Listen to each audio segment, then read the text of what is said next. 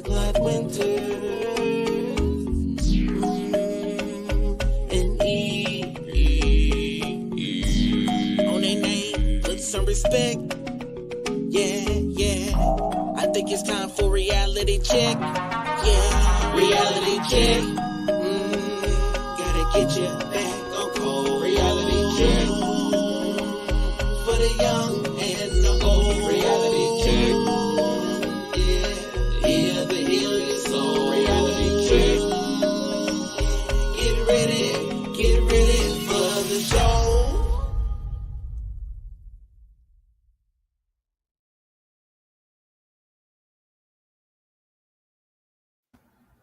What up, though? What up, though? What up, though? What up, though, Dr. Winters? Hey, How you everybody in doing, the E? chat. How are you?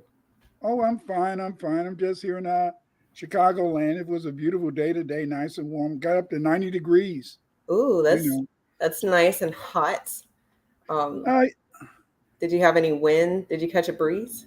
yeah, we had a breeze out here. It hasn't got bad yet. The weather's changing, but it was still pretty cool. I went out there and got a little melanocentesis, got my melanin vibrating so I could feel strong again. Hey, there we You go. know, after I came back in, I started talking in my voice I had back when I was in college, and but then it didn't last that long. But I was trying to keep it, but it wouldn't last. See, that's the whole thing, Eve, about trying to deal with this reality. And this reality, it's very hard. It's very hard. And tonight we're going to talk about, do nice guys finish last? What do you think that's true?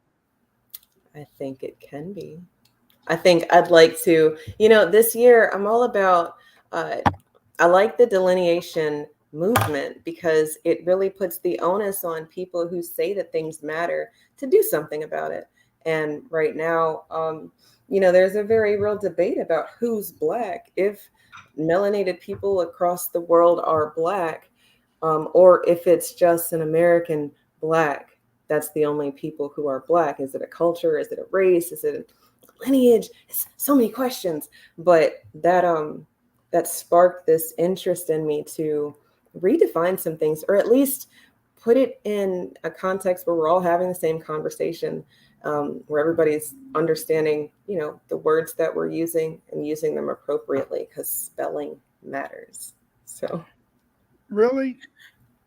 You yes. know, uh, in the 80s, we were allowing the kids in school. They could write anything they wanted. They could write it as they thought it sound. They could spell it as they wished. That's why most of your generation can't hardly read. But that's not my fault. That's what they told me to Oh, do. that's funny because, well, look, in real time, I never thought that I would be teaching the age group that I'm teaching, Mhm. but it's progressive. Learning is progressive, just like a lot of other things. And decoding, that's something my generation, or at least I did. I had hooked on phonics. That was a part of my curriculum. But now I don't see that phonics being taught.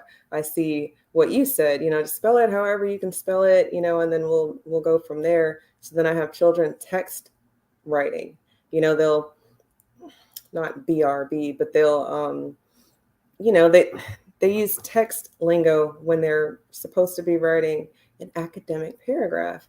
And it's like, we have to break down all of that, and it comes down to they don't know how to spell most of the words that they say Mhm. because nobody gave a damn that, help Yeah, them. because they wouldn't let us teach spelling. We couldn't teach spelling. We couldn't teach handwriting. I was talking to a girl at the bank the other day. I said, how do young people, your generation, because she looked like she's between 22 and 40. I said, how does your generation, how do they sign these when they want to get a check, how do they write a check? How do they get money out of the bank? Because when you go in with a deposit, how you doing, JP? Isla, how you doing? When you go into a bank, in a sense, you have to, when you want to take money out, you got to sign. I said, how do they sign? How do your generation sign? She said, oh, they just make a mark and then they just do whatever they. I said, okay. I mean, It's it's amazing how the government want to dumb people down. It's definitely amazing that people aren't picking up on the signs. If all you have to do is just write your name, then why did it matter to have a signature? Like, it has to have been a reason for the delineation. No, You're right. You're right. There you go. You're right. You're right. so I very much am liking the fact that we are drawing a line in the sand, for our lineage and our culture. But then, really, truly, I really think that some of the words that we're using wrong. We're using them. People think that we're all having the same conversation because they're simple words. They're not 3 and 4 syllables long. They're not 17 letters long. Words like nice, kind, power, things that we should understand. But I find that people start throwing their own meaning on things, and that's fine as long as the person you're talking to is having the same conversation as you. But that doesn't happen. Most times people just feel like they know. And then, since I know, you should know. And since we're talking about nice, well, we should have the same definition of nice. But then we don't, or I don't know if we do or not yet, but that's what I mean. So, do nice guys finish last? I think sometimes they do, but maybe it's because we haven't really thought about what nice means. And maybe we thought it was a good thing, and maybe it's not a good thing. So, I think it's very complicated. And I think it's complicated because the fact is that like you said, what is nice? What is a nice guy? And how do you finish last? Or how do you finish first? What is first? What is last? What is nice? And, I think we have to choose those terms because what I may see as a nice guy, you may not see as a nice guy. exactly. And they said the nice guys finish last. But I think that one of the things that causes them to finish last is that they pick out the wrong people to deal with. I think in a sense, if you stayed in your lane, I think that you could do much better. I think a lot of people, in a sense, a lot of guys, in a sense, they want things that maybe they don't need to want. A lot of girls, guys, whatever, they want things that they don't maybe need. That's true. But then why are we wanting things that we don't need? Whose energy are we taking on? Where is it coming from? Because the thought came from somewhere. And sometimes we think that it's our own original thought, and it's not. It's seeped in from somewhere, and we haven't even really given it the time to consider why we want some things. And then if you did sit down and think about it, then maybe you don't really want that as much as you were told that this is where you should go. My degree, I have a few people that I graduated with and people that I've met along the way who would love to give their degree back because the math ain't mathin' with regards to how much was spent, how much time, but value. Thank you, Rob, in the chat, because that's definitely a word that I'd like to touch on too, because value is one of those words that people throw their own meaning on. What I find valuable, you might not find valuable. There's a whole quote, one man's trash is another man's treasure. But why is that? Is it because I didn't appreciate what I had, or is it because I didn't need it anymore? Or is it because I never wanted it anyway? Wow. Where is it? So you hit up on 3 things. You didn't need it anymore. Maybe you didn't. Those are so many. Those are very concepts.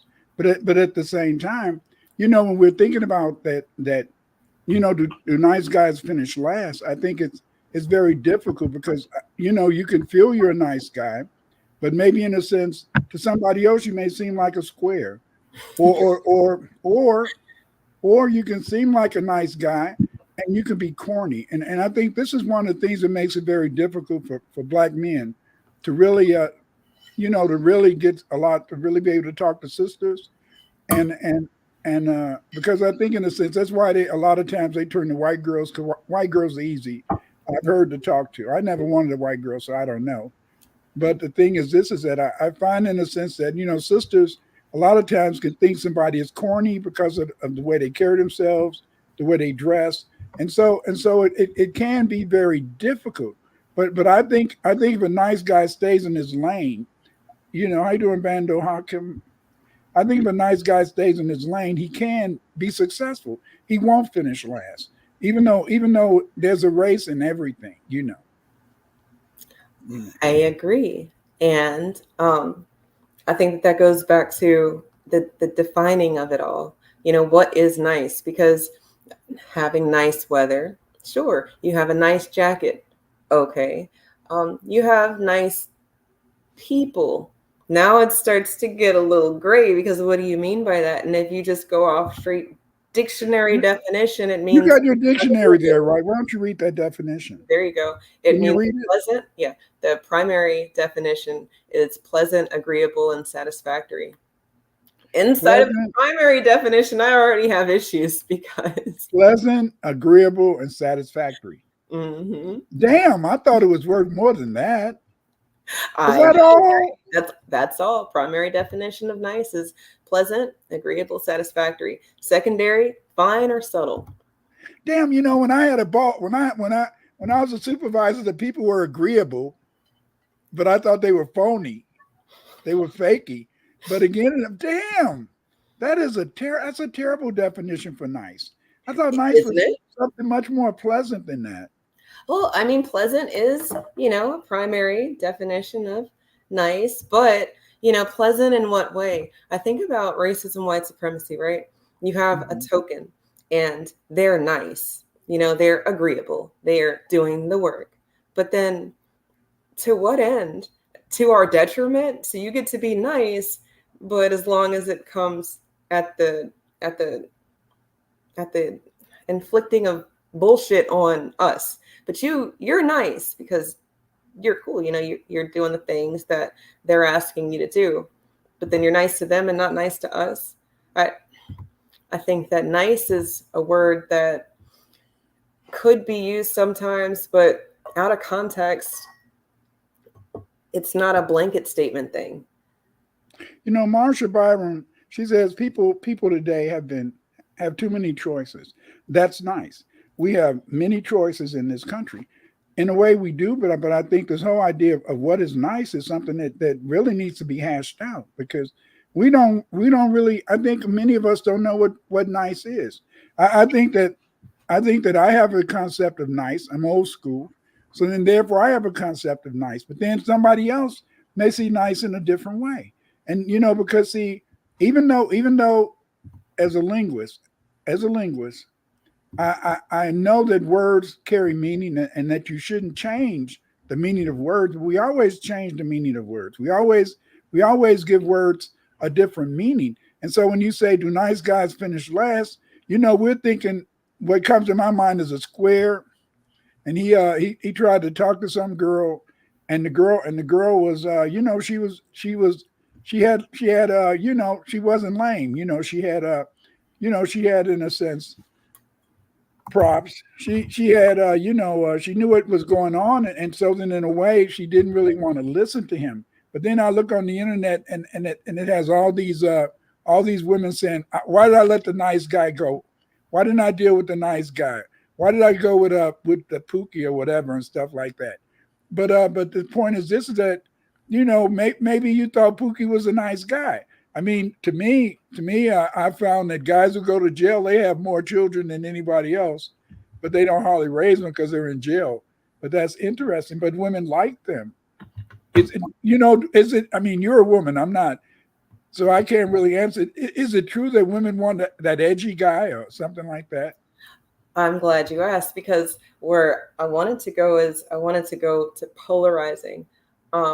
Creative Junior said something in the chat that made me think about this point that I wanted to make. Let me repeat it. He said, the so-called bad guys, for real niggas in school, didn't like me at times because I outshined them as a good-looking, intelligent, talented, articulate, and nice guy. That's good, Create, so far, but I'll tell you this, is sometimes you can be that articulate, you can be that light guy, and sometimes you can still have a hard time. But you were about to to discuss. No, he's Creative Junior. I think that is that he. I'm sorry. Yeah, he. If you're not polarizing, that's where people are attracted to. Magnetic, even, and poles and magnets and stuff. I guess that's related. So I like those words together. People being polarizing is where you find that people start becoming attracted to you. When you're agreeable, you know, some people really like that and they can appreciate the agreement. I don't know if y'all saw, and I was going to talk about this on Friday on my other show, but I don't know if y'all saw the white girl Lily, who kind of went viral for saying nigga, but it was such a psyop because it only had like 10 seconds of her whatever video that she had, and then she doubles down because she doesn't really care, and First Amendment says protection of speech and blah blah blah. So she knows how to work people and their emotions on the internet, because all of these niggas were in their feelings about her using the word nigga. But not that I'm saying that she gets a pass to use it. So many people have already given so many people passes to use it. I don't know that I am going to be able to do anything about their comfort, because I'm not in her environment. I'm not in her vicinity. I'm not in her square at all. So, you know, debating back and forth whether she should use it or not, that seems like engagement that she would want. But listening to what she talked about, she's one of those white people who use the word nigga. And y'all are out here confused, thinking that they don't use it like how we use it colloquially. They use the word nigga in general. Your favorite white person who is so not racist, they're a good, nice white, they use it. Mm-hmm.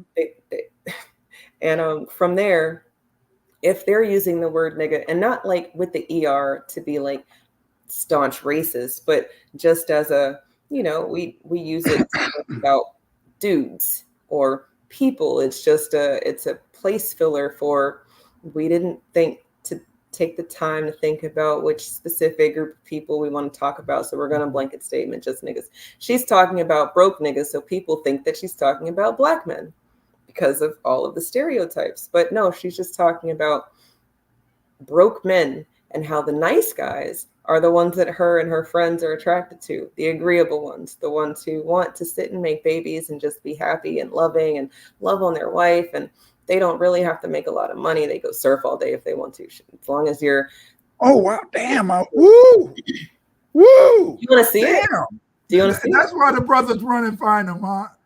Look, let me show you this video real quick, because the video, that people kept posting 10 seconds of what she said. And I'm like, I hear you. I don't think that she should be using nigga, but how many people are y'all really coming up to in real life telling them that they can't use certain words? Like, I think that it's a moot point argument if people aren't really about to do something about it.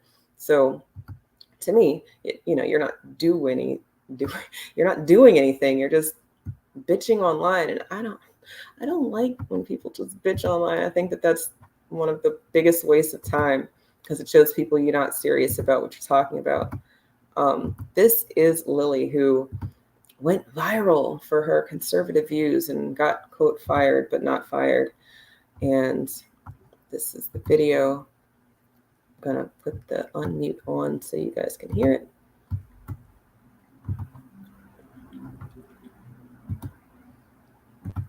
I hope I did it. Where's the volume? There's my volume. All right. Okay, this time I have a beef with the male community. I give my criticisms to all because we are all about equity and inclusion here, right? So I'm sick and tired of all girls getting blamed, or like guys, certain guys, thinking that all girls are gold diggers. I don't know if it's because you get your information from those street interviews in like Miami at 3 a.m. outside of a nightclub. You're getting the opinion of some dumb whores and immigrants fresh off the boat looking for a green card. Yes, they are probably gold diggers, but that's the exception. I'm the rule. Everybody I know who's married right now, they're married to broke ass niggas. And they don't care. We don't give a fuck about your money.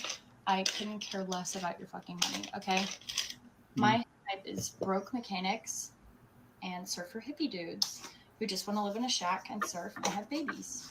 All I ask of a man is that you're competent, you're not a pussy. If somebody broke into our house at 3 a.m., you would know how to grab a gun and shoot a motherfucker.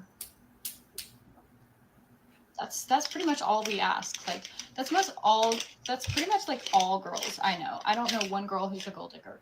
So stop throwing us all under the bus as if we're all gold diggers, because we don't give a fuck. I don't give a fuck about your money. Dating history consists of all broke guys. I actually don't even like rich guys. They have an attitude, they're spoiled brats.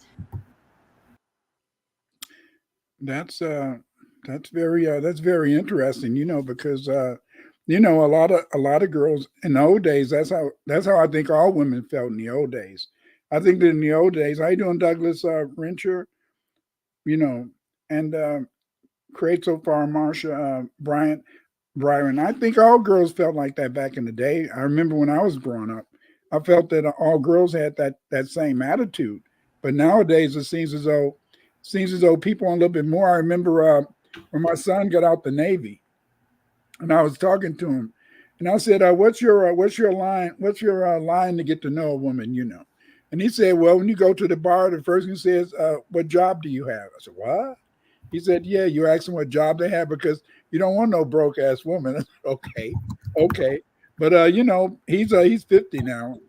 But the thing is, this is that so it's a new day. But back in my day, in a sense, is that you really did believe in your own little silly mind. You really did believe you could, you really did believe that you could go out and you would get a job. Just like me, I took it for granted. I got married when I was 19. And I just took it for granted that one, I was going to have children. Two, I was going to have a good job. And three, I was going to have a nice place to stay. I just took that for granted because I really believed in the American dream. When you grow up in America, before you get into the real world, unless your parents are really Afrocentric, a lot of times you really believe in that American dream. And you really believe in a sense that if you do be that nice guy, you'll finish last, even though that's what they always tell you, nice guys finish last.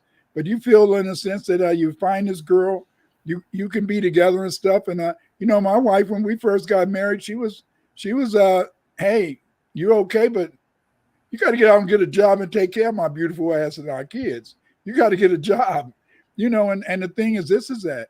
But she also said this. She also said, you can't make anybody give you a job, but you need to get a job. And I always felt, for example, back in the day, I felt a little bit embarrassed because there was a lot of factory jobs back in the 60s and 70s. And so when I graduated, I went away to university in 69. And so a lot of my friends, they had all these beautiful factory jobs and they was making all that nice money. And I really did feel maybe I'd made a mistake, But then over time, by the 80s, they were all laid off. The factories were closed. And I was in a position, in a job, and I was making money because, I saw college as an investment. I saw college as something important. I remember I was teaching at Carver High School.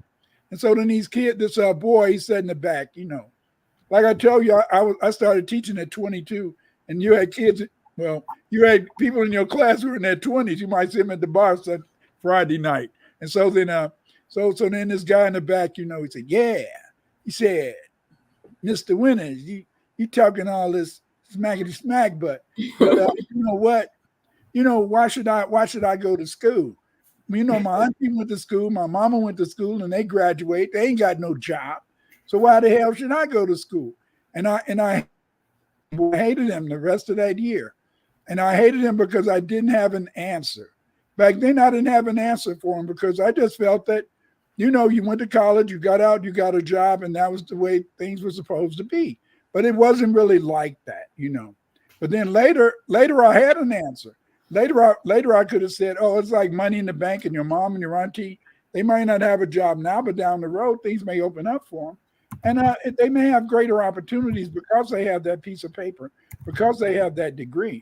But he was absolutely correct. And it's the same thing today that you see all these people, they go to college and then they come out hating the degree they got. Just like when I was at university, I knew what I wanted to do. I would have loved to have become a pro, because I love football first.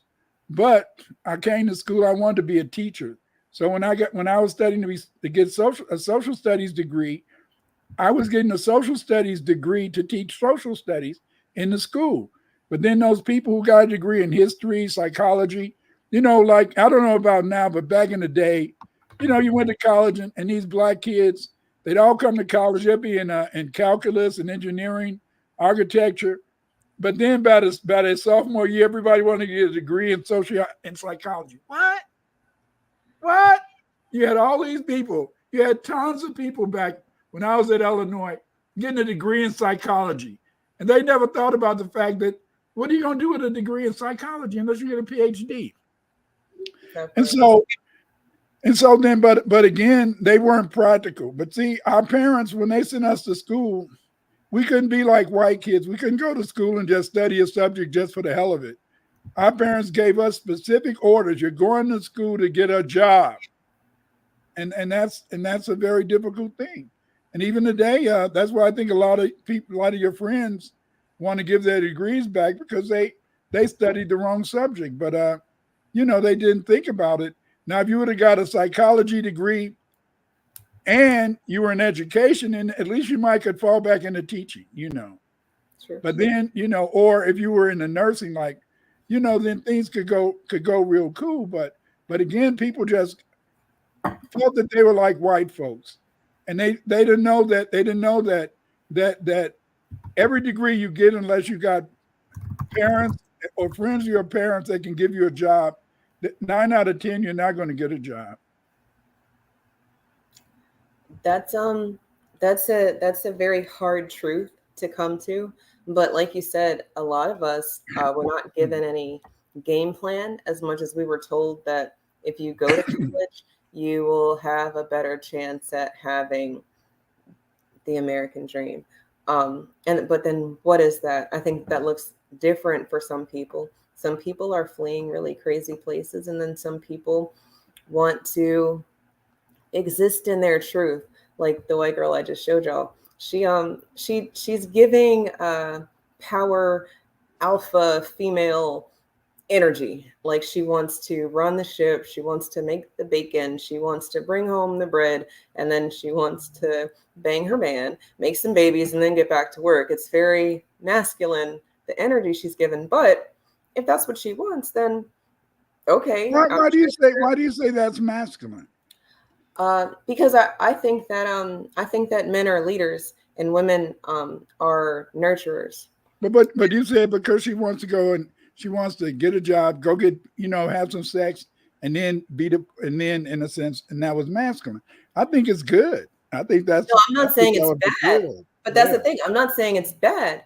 I didn't say it was bad. I said it was masculine, right? So now, that's where things start getting funny for people, because they think that if I'm not giving her femininity traits, that I'm, shitting on her. I really don't have much to say about her, as much as, she's using words that she knows are polarizing. She's not being nice. And because of it, she was able to maybe jumpstart some 15 minutes of conservative media fame or whatever. And but the conversation hasn't even started yet, because people are stuck on her saying the N-word.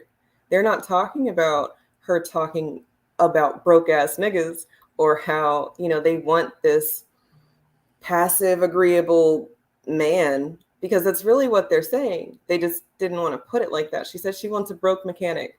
I don't know any mechanics that are broke unless they don't live in an area where people need the work served. They're not living in an area where their skills are required or needed. If you can fix a ship, but you live in Colorado, maybe your mechanic skills are not going to be used. Maybe you would need to move somewhere that has some water or something like that. But then she said surfer guys, and most of those guys stay on the beach all day. They don't have a job, but some of them do have jobs. They've got money that makes money. I don't think she was saying that her friends are with black guys as much as she was saying that her friends don't care about the income from the man as much as they care about the personality of the man. This nice quality. I don't think she used the word nice, but it seemed like she was saying that she wants an agreeable, pleasant situation at home, and that would mean that she gets to do the things that she wants to do. And come home and then leave. You know, she's role reversal going on. And I don't think that that's a bad thing, as much as if everybody was having the same conversation, then maybe we wouldn't have so many arguments, because the dudes who want to do that, who want to take care of the home, I've seen them. I've seen the reels, you guys, of men who are like, if my woman was making $300,000 and then he's sweeping, cooking, cleaning, he's burping the baby and doing all this stuff. And if that's the kind of guy you want, they're out there. But, you know, But you know, it's the same as to me that guy is the same guy who gives his wife all the money to pay the bills, you know, except the money he wants to spend. But to me, in a sense, I don't know what to do. I learned from my father. My father gave me 3 rules. Number 1, her money is her money. Number 2, your money is her money. And number 3, try to F your wife's brains out, and you'll keep them happy most of the time until they get in their 40s. After their 40s, effing won't save you. But if you do those 3 things, her money is her money, your money is her money, F her brains out. But after 40, he said, after 40, you're on your own. But it's those early years that you can be in control, man. But after 40, well, women, they want more out of life. See, that's the thing you hate, is that you ladies want more out of life when you get in your 40s. Oh, damn. And then once your menstrual cycle stops, it's all over. Then, in a sense, you have intelligence. What? A woman has intelligence? Yes. They have, it's wisdom. They have a lot of knowledge that they can share with you. But the point is this: unless you're that woman that has a man at that time, nobody wants to listen to you. Now your man will listen to you. I mean, well, with what you said, a lot of women that have children and are in the home and want this other life that they don't think about until after they're menopausal, it's that they've spent a good chunk of their adult life not really talking and being with adults. You know, they've got this pent up energy of wanting to be around their peers. They've been around children the whole time. And then don't let it be a teacher, because now they really are around children all the time. Sometimes I don't have an adult conversation until my man comes home. And that shit is crazy, because, like, not that the children don't have good conversation, not that they're not funny, not that they're not intelligent, but they are children. And then for 8 hours, I haven't talked to another adult really until my man comes home. It's kind of wild. So, I mean, I kind of get people putting big emphasis on these terms like nice and pleasant or agreeable or even power, because if you don't have the ability to go do, then you're going to be stuck doing whatever it is that you're doing. Like, you would have to sacrifice to do more. And some people who already have children, they don't want to take on any additional sacrifices. They think the children are a sacrifice. So now I can't take in any more sacrifices, because then I'm going to be leaving them without. But all of it boils down to me, on if nice is where we want to be, or if it's one of those words where we were taught how to be agreeable because of them. You know, you're too loud.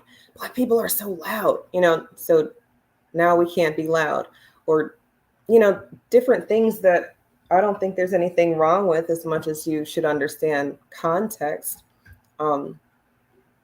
You know, I don't think Black people are loud.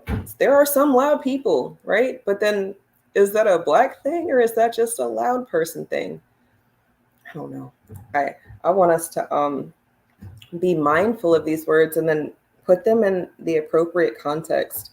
If you're agreeable, then why isn't it blankets? Why can't you be agreeable with us? Like, where are you agreeable? Is it just at work? Women, are you only agreeable at work? And when you come home, you're a demon? So you're nice when you're getting paid for it, but when you come home and there's no money involved, now you get to show your ass? Like, that's not nice. So then you're not a nice person. but your boss would say you're very nice and you do the things that they ask you to do and you're very pleasant. And you know what? I don't know. But How do don't you but feel with that? but don't you kind of feel in the way that you're driven in that direction because you're always taught that nice guys finish last. You think that nice girls finish last. You feel in a sense a lot of times that if you're too agreeable, then people have a tendency to take advantage of you, which it looks like they do sometimes. But the point is this is that there's this conflict, and it's this mental conflict where you're trying in a sense to be a nice person, what you consider to be nice, and yet at the same time you feel that other people is using your niceness against you, or they're taking advantage of your niceness. You know what I mean? It's a lot of, I mean, to me, it's a lot of generous women out there. They have a lot of partners and sexual partners and stuff. Is that being too nice when you got a high body count, but Maybe. you're enjoying it? But then it's complicated. What about that brother? What about that brother who's a gas man? And I call a gas man as somebody who hops from girl to girl. As soon as he gets sex with him, after a couple of weeks, he moves to another one and another and another and another. And he lies and he makes them think that he cares about them. Then he moves to somebody else and then to somebody else and somebody else until he gets in his 50s. And then when he gets in his 50s, he's starting to get sick. So then he wants to get married so he can have some woman to take care of him, Take care of them, right? Right. But I'm very happy. I'm very happy that I fell in love. I'm very happy I fell in love because by me falling in love, I got to live to 73. Because see, I'm an Afrocentric researcher. Most Afrocentric researchers, they died in their 50s. And usually they died, they had to be buried by the state. All of their papers disappeared or they didn't accomplish anything. But because I fell in love, my wife said, you had to take care of my beautiful ass and your kids. And I said, oh, I will. You're beautiful, so I will, And the thing is, that's very important in the sense that she allowed me to understand that I had to work because, see, I'll tell you something. As a researcher, you feel like an artist. And as an artist, you don't want to really work and do work for money. As an artist, you want to work just to please yourself and whatever your creation is, may it be writing papers, books, articles, whatever. That's what you want to live for, or if you're drawing pictures and stuff. But see, when you fall in love, that's the biggest mistake you can make. Because when you fall in love, you may live longer, but at the same time, you don't have that freedom to just be a beach bum or to be a surfer or to be a real artist. That's why most artists die broke. Most artists, when they die, I mean, look at I always think about all these various Black scholars back in the day, and they died, they died in a house by themselves. Some of them had children. Some of them, Tariq Nasheed had to bury, I think he said he had to bury Dr. Ben and some other people. Francis Welsing. Think about that. These were very important scholars. They in a sense were out there to inform us, but then they died. They died without the support. This is the whole point, is that it sometimes do make you feel that nice guys finish last, because why is it that our researchers, why do they die? They die poor, they die not supported. What is that all about, Eve? I believe that it is aggression, assertiveness. Honestly, I think research is a very passive thing. I mean, you have to be active and involved to get some of the information, but outside of that, it's very passive. You're not doing anything with it as much as you're taking the notes, taking it down, and then, well, now it's up to you to do something with it. People like to put grift on a person who has knowledge and wants to sell it. But to me, if you did the work, why wouldn't you want to get a benefit for doing the work? People would say that that's too aggressive, Eve. If you're a teacher, you should be wanting to teach the people because it's just in the good of your heart. But that's that's how people take advantage of my agreeableness. You know, I might agree that you should have the information, but again, just like I like that you feed people to your Patreon, because you can't get the works and the books and do the research without the money. Some of these books cost $1,000 because they never want you to get it. The niggas is never gonna have $1,000 to buy this book. They gotta pay their mortgage. They're not about to buy a book when they have a car note to pay and people to feed. No. So then you've got an outlet. You have other ways to get the resources, and that's not so nice, because it's not passive anymore. So, you know, our elder scholar ancestors that died like that, I think that they were too nice. I looked up where it came from. Leo DeRocher from what team did he play for? He's a baseball player from Probably the Dodgers or the Yankees. Chicago. You The Dodgers. Yeah, there you go. So the Dodgers, basically, they were in 7th place, and 7 out of 8 positions, right, to come in. And he was talking about how his team was just nice. They were so nice. They were so accommodating, so agreeable, so nice. But it's not helping you on the field. Where is your aggressiveness? Where is your assertive behavior? Where is your want to win? You know, and I guess he's giving them a pep talk, letting them know that it's cool to be nice, but don't you want to win? And I find that that's a conversation we keep having with people, because, you know, they say that they want equality, but that's not winning as much as it's sharing the resources. You know, if they've labeled it race, then somebody's got to come in first. And if they're cheating, then they're not supposed to be in first, you know? But that's racism. Racism is a race. You know, it is a race. Critical race theory. 1, white people hate you. 2, white people want to kill you. 3, white people create a race in which they're supposed to win. That's what white supremacy is all about. And so then therefore we're always in a race. And that's one of the reasons why we always get the crumb. We get the crumb positions of society. We get the crumb positions.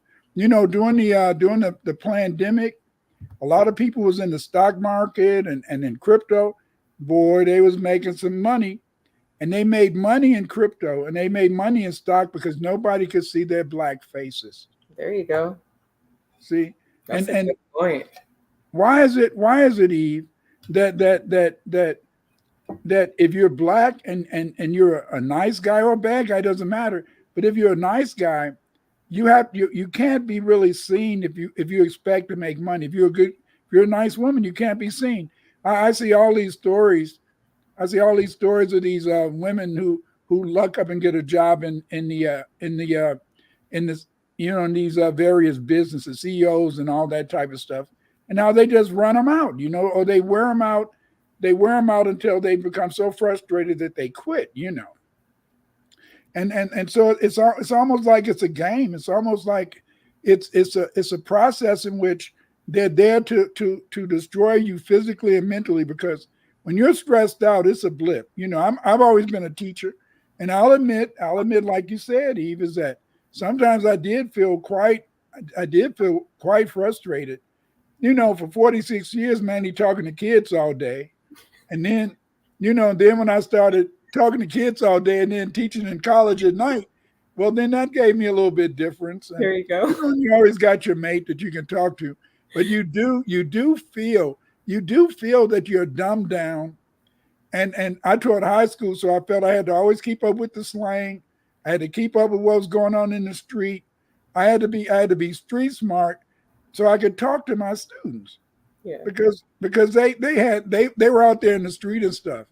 You know, and it was very difficult in a sense, in a way, because you're not trying to be jazzy. You stand in your place, you stand at your age, but you still have to know what's going on in the street if you're teaching high school or upper grade. Yes. Because these kids are talking about stuff that if you don't know what's going on, you won't know what they're talking about and know when you can put a fire out in your classroom. Absolutely. Abso-freaking-lutely. Yeah, keeping up with their slang and using their slang. Some of y'all fine line between what makes sense and what doesn't. I But don't find have your students braid your hair now. Come on, yeah, now. Take definitely it down. keep them That was too out of far. your hair. That was too far. That was too far. Yeah, That brother went too far. he did, and to me as a female teacher, it was so strange because I talked to them about my personal bubble, but maybe it's just me. I will allow a morning hug, and I will allow a hug before I leave. But outside of that, we don't need to be touching each other all the time.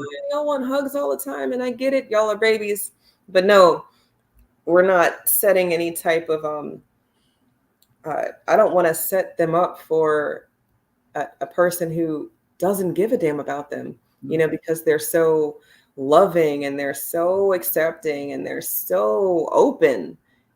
And no, we're gonna try to have some boundaries because, well, one, y'all got all these germs. Two, grubby hands. Three, no. They do dirty you up. And they do spread diseases because they're not wiping their nose. The first thing a good teacher does in second grade, family, listen to this now. The first thing a teacher in the lower grade learns, teachers or kids, is how to have their, sneeze in their arm. Because see, the thing is this, their hands are so touchy. They're so touchy-feely. But as a male, you said you could get a hug. And I used to sometimes look at these kids. I taught 5th through 8 and in high school. Now I see how these kids would come in, and when they would hug the teacher, some of the guys would hug them, and if the teacher is kind of tall, kind of place their heads on their breast. And I said, hey, look at this. But I wasn't hugging nobody. I wasn't hugging nobody. Safe, right? Because as a man teacher, I can't hug nobody. absolutely. And if you try to hug me, I might jump out the way, because it's just that they always feel that if you're a man, you're up to something. You're up to something sneaky with those kids. Oh yeah, absolutely. I've seen it with my own eyes at my own Black school with people who are supposed to be like-minded, and in real time, you've got this feminism thing that seeps through some of these women, and they glitch. My boss is a Black man. He's very competent. I feel like he's a very safe person to be around, but he knows that the glitch happens. I'm gonna call it a glitch. So, he's never anywhere with a female student anytime by himself. It's always a group. It's always open doors. It's not, never ever a chance for any type of anything. And you want to witness, or you want it to be open so that so that nothing can be done. I was teaching. Don't keep that thought. I was teaching, and so me and the special ed teacher, she was we were in her room talking, and so then we were in her room talking, and it was kind of break time. And so then we were in the room talking and stuff. And then she went to a special ed. And then this kid, he was a terror. WGN TV in Chicago, they used to promote all these kids in special ed and say, oh, this is a kid you should adopt. He was a terrible kid. And do you know that this kid said that me and the other teacher was having sex in front of him. But the principal had walked past the class, and he knew that didn't happen. But this is what this boy said, So, when you're dealing with, but this is a special ed kid, so he was, but they can be evil too. But some of the children in special ed are not special ed as much as they got streamlined, railroaded into a class because nobody really cared to take the time. If you get to 4th grade and you don't know how to spell some words, they'll throw you in special ed and say you're slow. But it's not that you're slow as much as what you said earlier. We're not teaching people how to spell. Yeah. So if they can't spell, then they're not going to be able to read certain things. This is okay. Um, I'm working with I'm being an advisor. Don't get mad at me. You know who I'm talking to. If you're listening, this is what you know. She's on her dissertation. On her dissertation, she's working about double consciousness and the disassociation that Black people have through double consciousness. And what she's arguing is that when you're really in a I'm not gonna say it because somebody else might pick it up. So I don't want you bad at me. But the thing is this is that what you find in a sense is that a lot of people are bipolar. And we're bipolar because of our existence and the roles we play. The roles we play in terms of our relationships with other people. Like even if you're the nice guy or the nice girl, you're playing a role. Maybe you are that nice person, but sometimes you may just play that role, and then, like you said, like that girl, you said she might talk all that stuff about she wanting a surfer, and then really go home and say I would F a surfer. They can't do nothing for me because they want somebody who can give them that nice home, that car. Most of the people nowadays, like I know my grandson, was he 27, 28, and he says most of the people in this generation, they feel number one, they can't buy a car. They can't get a home. The average salary now is $22,000. $22,000. That is stupid. What can you do with $22,000? Luckily, whatever. But just think about that. That's the average salary according to what's going on. How can you get a car? How can you move out? And a lot of this generation, they feel that they can't really live their life. They feel, how can they think about getting married? How can they think about having children? How can they think and don't you dare think about buying a house? $400,000 for a little itty bitty house. Right.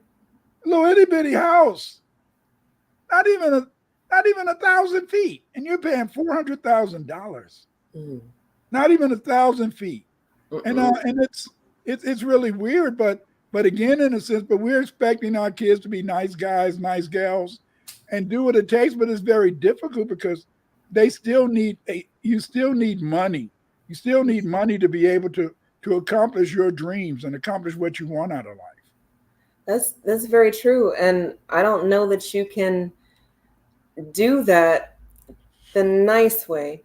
The token or the Sambo or the spook who sat by the door, they were nice to them people, but then they were not nice to us. So it's not like they were nice as much as they knew how to play a role. And I think if more of us got comfortable role playing, putting on different hats intentionally, then we could use nice and then you wouldn't finish last. But we're using it out of inappropriately, I think is the best word.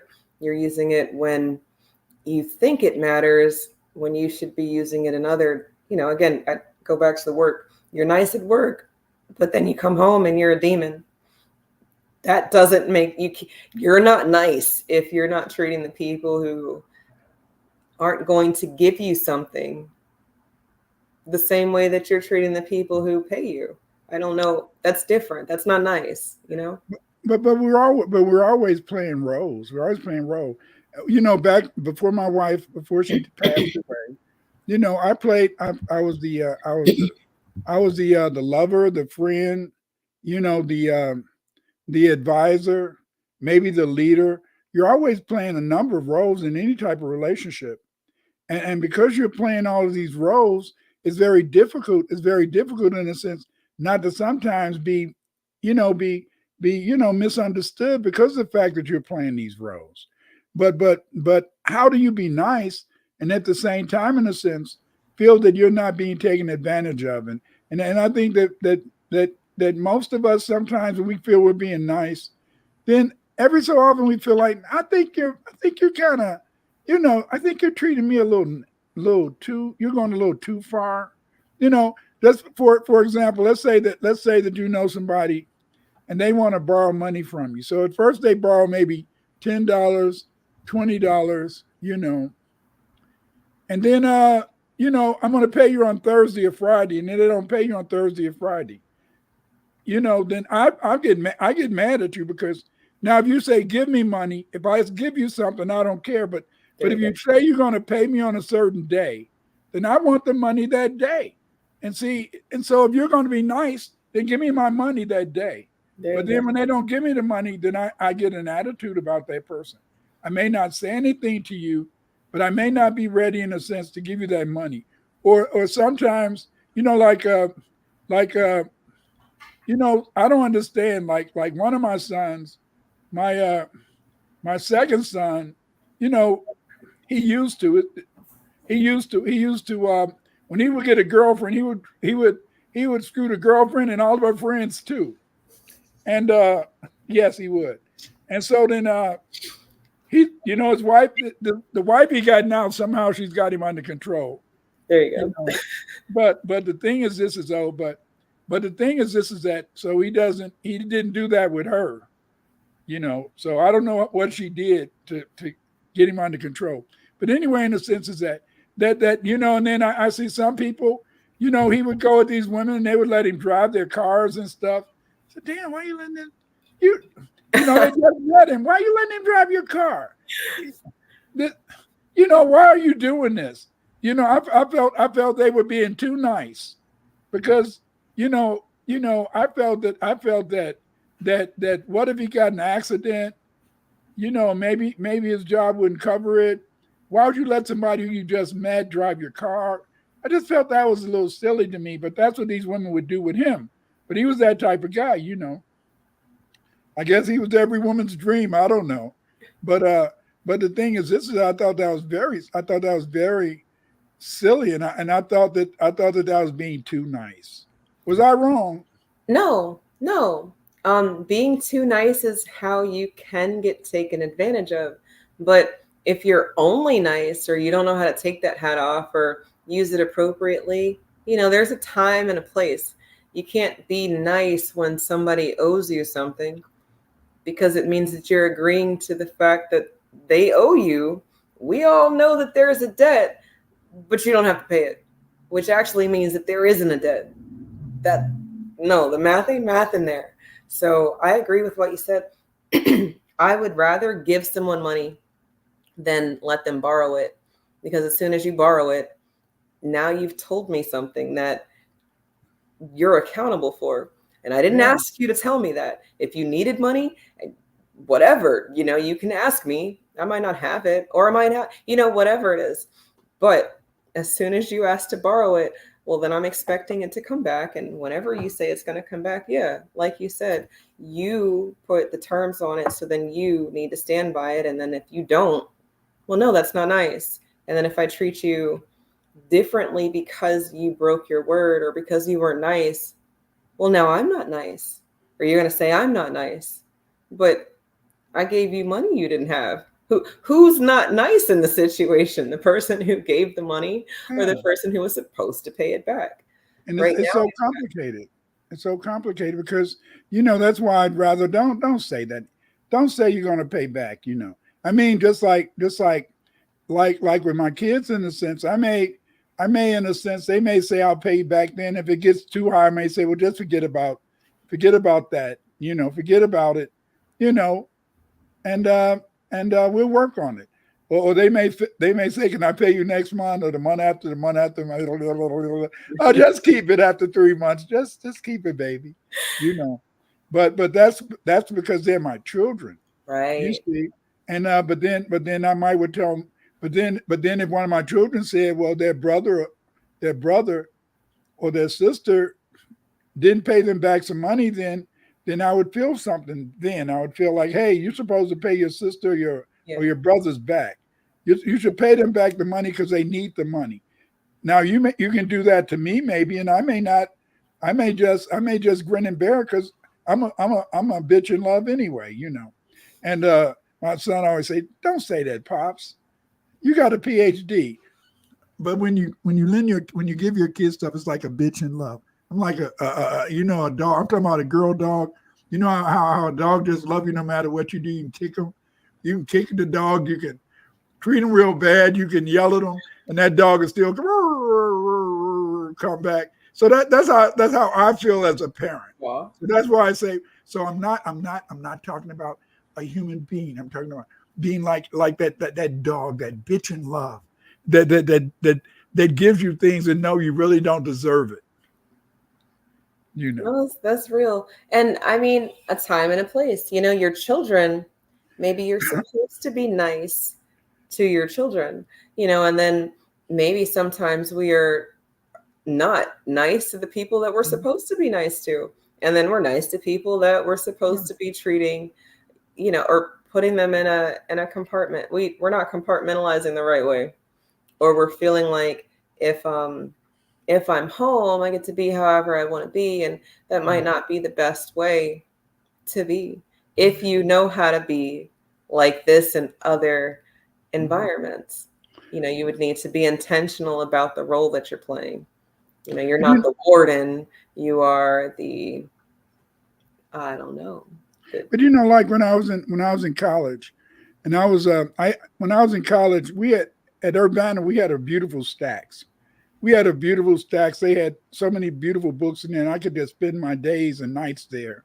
And my wife hated it, But the point is this: that I remember when I read in the Quran, the Quran said the greatest blessing is to help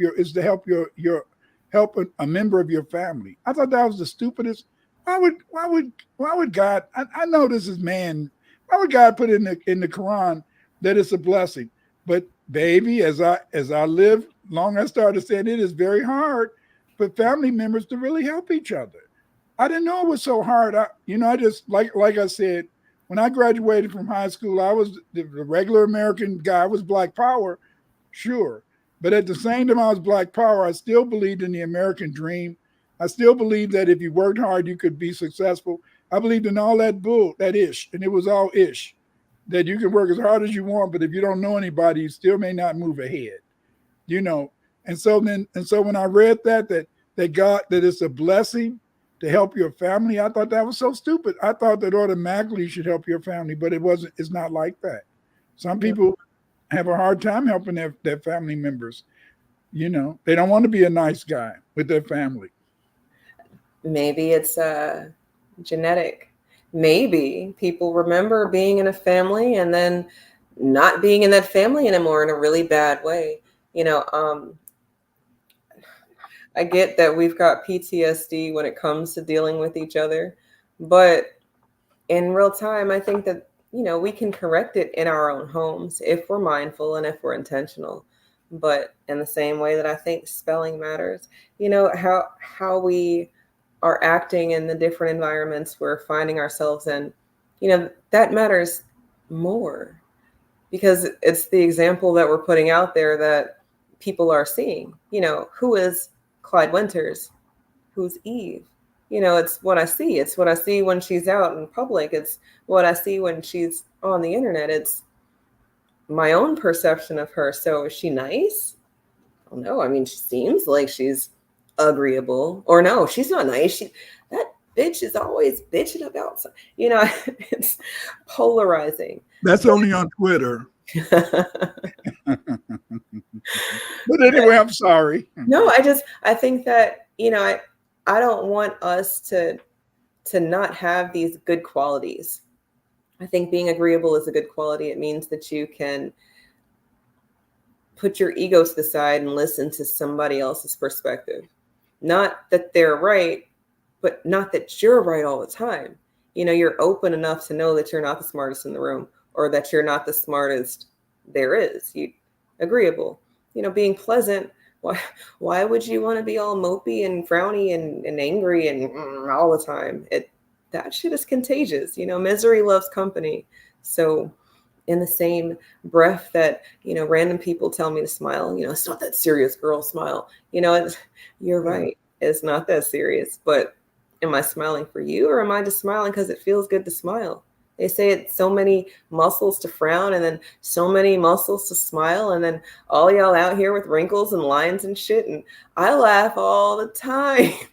But except when you're in the street. I know myself a lot of times. I like to mess with sisters.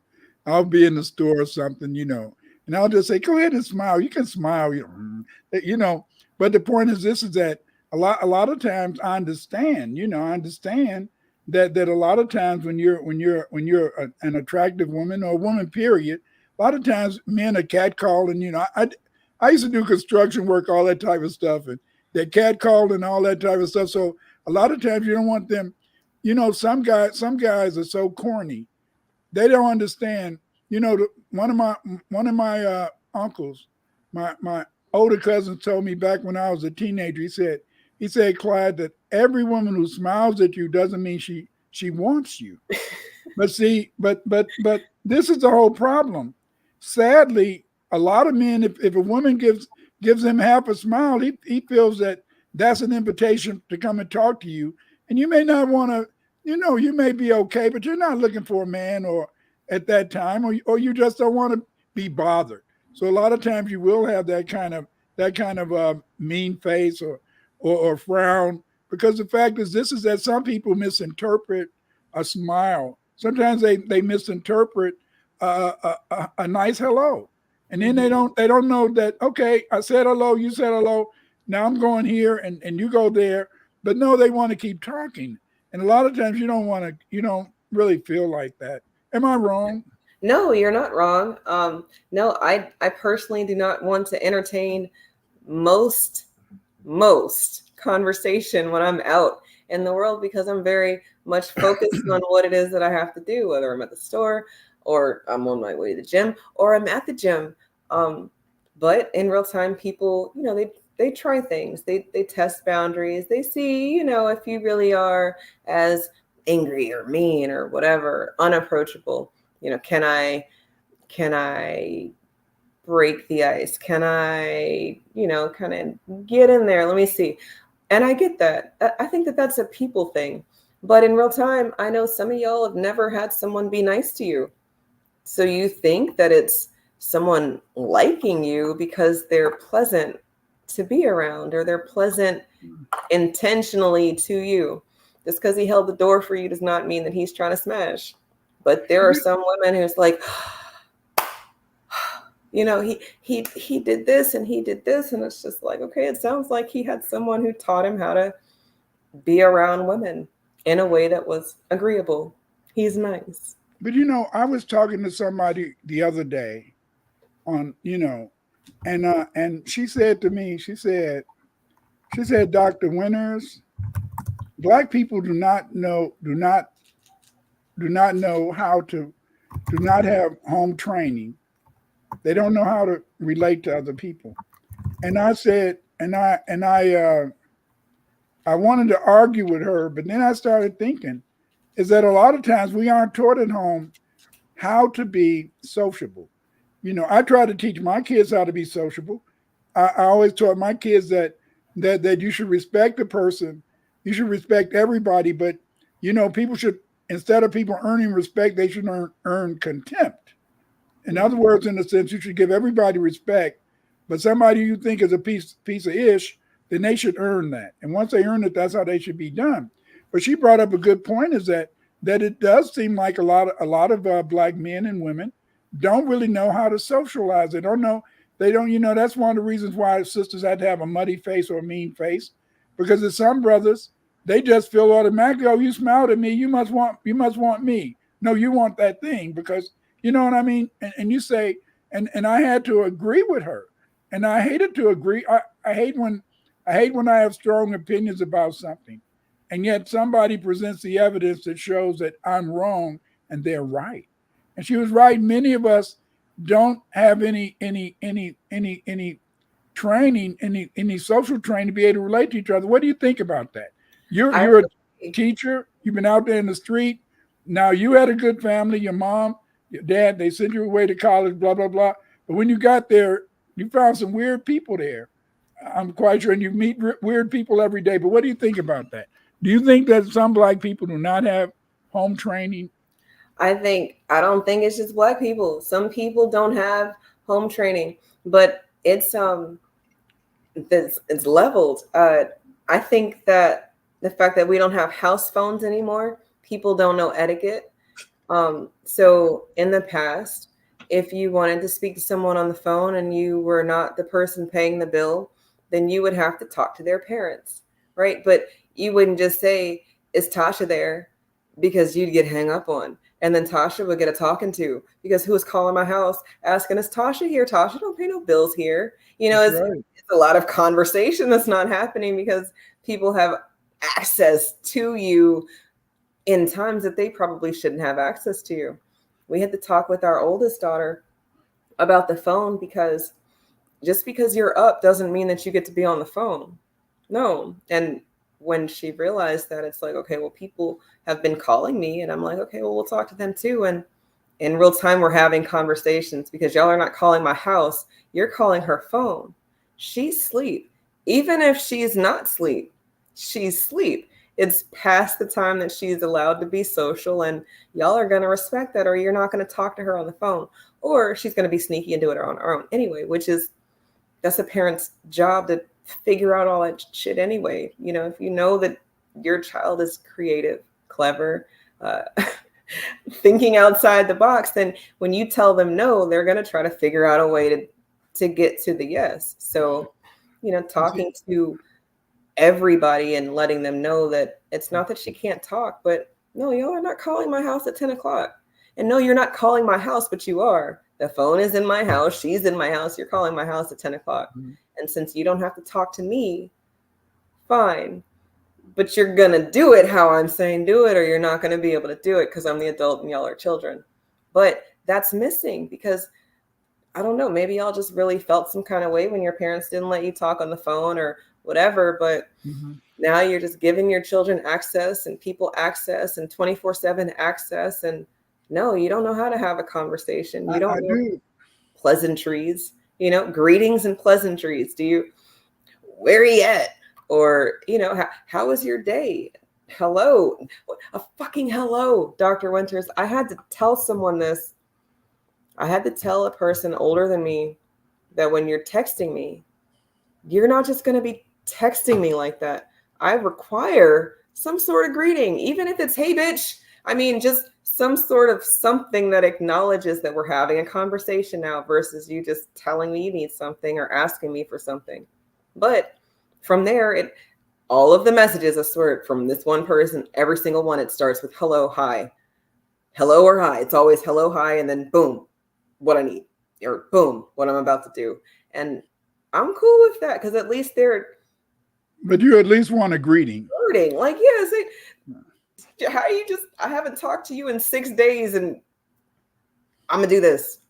Okay, so you're going to do that. That's nice for you. But you know, but you know, it's the language, you know, it's just like when I get emails sometime and they don't say hi, you know, it seemed like to me you should at least say hi. You know, like when I sent you the email for tonight's show, I didn't say hi, I just put link, bam. Now in a way that's inappropriate. But see, but the thing is that when she was talking to me about this whole idea of not having manners, not knowing how to communicate, it really struck me because then I started thinking about the people I've met over the years and how, as you said, they don't really know how to have a conversation with someone. Because they don't know how to have a conversation because they haven't learned, you know. I remember before I retired in 2016. And you know, a lot of kids was coming to school talking about, my mama said you gotta, you know, that you had to earn my respect. I would say no. People never earn your respect, they earn your contempt.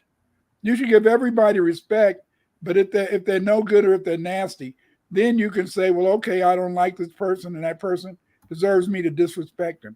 But you should respect everybody.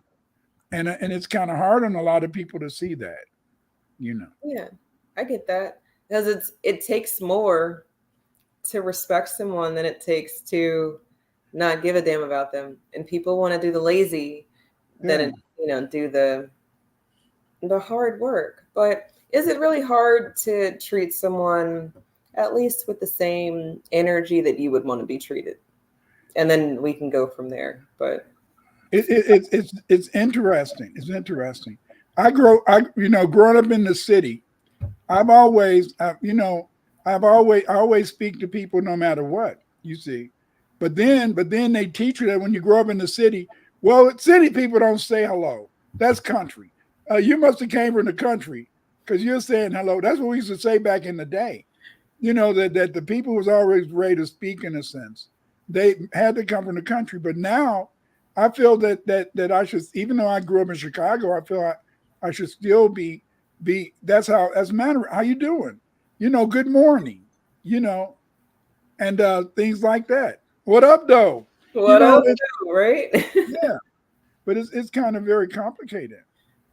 Do you want to be nice and show some commercials? Yeah, I'll do that now. I was just about to mention that. Stop. You're reading my mind, young lady. Stop. Stop.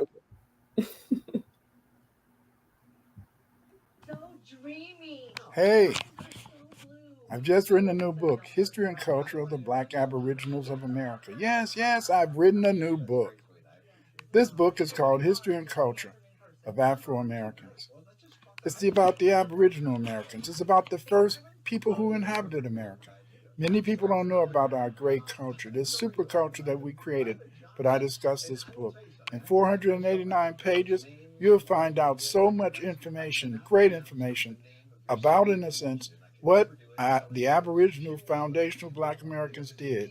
You're going to see, in a sense, that Black people contributed much here. When the first Europeans got here, that's what they found. Yes, they found Black Aboriginals inhabiting the Americas. It was the Black Aboriginals that built this country. This is why you had to get my book, History and Culture of the Aboriginal Blacks of the Americas. In this book, you will find out the truth. You will know what we created. You will know who we are. Get this book. Buy it now. What's up, everybody? It's Eve. Follow me on Twitter and YouTube for space recordings and special live programs. 2024, we're doing things a little different if you haven't peeped game by now. So yeah, this is your chance. You can do it now if you want. Hit the bell here on YouTube at JustEveB, or find me on X at Justice4 Us.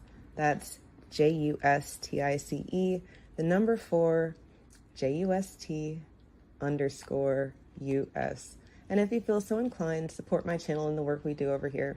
The Cash App and Patreon links are in the description. Black first.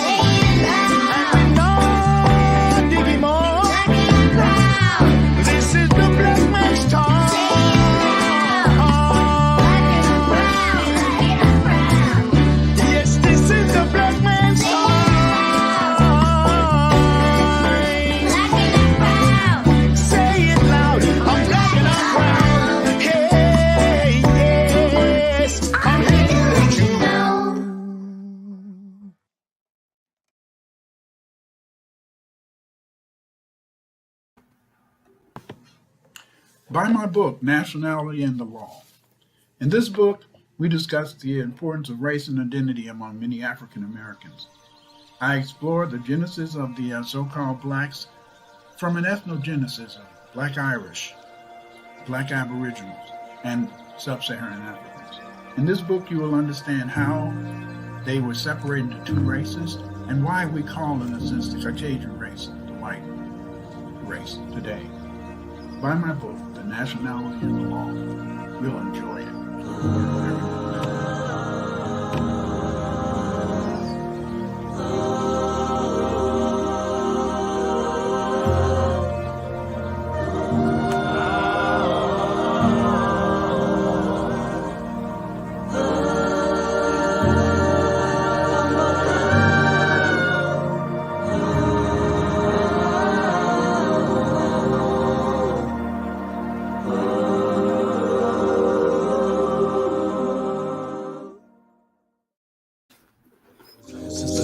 touch her heart with a dinner rose. Shake the spirit one time, it gets old glow. She gon' take me out of space into another zone. Free spirit, she ain't messing with them petty hoes. Microwaves and cobalt inside her phone. Smoking in that vibe and smoking good on that drone.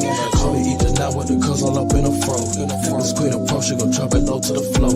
You know she liquid gold with the alchemy in the bowl. Trippy super soul is the greatest tale never told. She gon' get you right, you can set up on your goals. You gon' spend the night in the harmony with your toes. You know she's super fine and the aura down to her bones. Super magic fairy, I'm lost in the rituals. She give me life like butterflies on the rose. Really rich and old, ain't nothing like cracker trolls. Sitting in the clothes, an extraterrestrial. And she never folds, her crackers up in the throat. She drink your wine, she rock you up like a pole. And she spark my mind with intellectual pose. Shake butter oils and linger up in your nose. Independent goddess, like rhythm up in the soul. Yellow honey, drip slow. Sweet agave, head to toe. Independent finance, wine, citrus mist. My Wonder Woman, I wonder how to. Buy my book, Atlantis in Mexico. In Atlantis in Mexico, you will learn about the great Olmec civilization of Mexico. Yes, the Olmec civilization of Mexico. In this book, I tell you about how it was the Olmecs who invented the calendar that are used by the Maya today. It is the Olmecs who are the mother culture of Mexico. Buy my book, Atlantis in Mexico. Learn about the Olmecs. Learn about their civilization. Learn about the wonders that they left the Mexico. You can purchase my book at Amazon.com.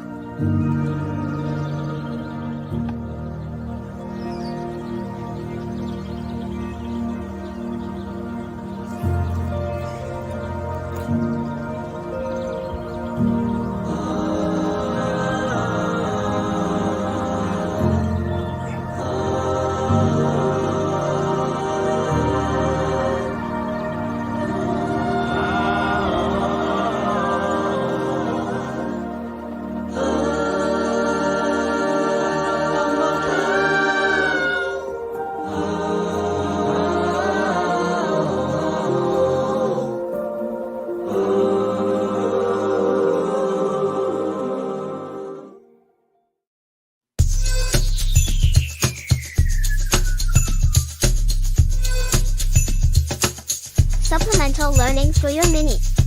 But you can learn too. Don't send your mini into the belly of the beast unarmed. Courses, practical math, language, the code, our story and more. An institution founded by us, dedicated to us and our fight for justice. Here you will learn ways to combat the system using the same information they are trying to keep away from you.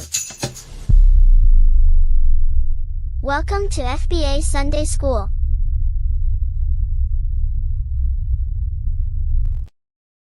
And, you guys check out Yoshimod Productions, Yoshimod the Genius. He will make whatever you're doing so beautiful. Support Yoshimod the Genius.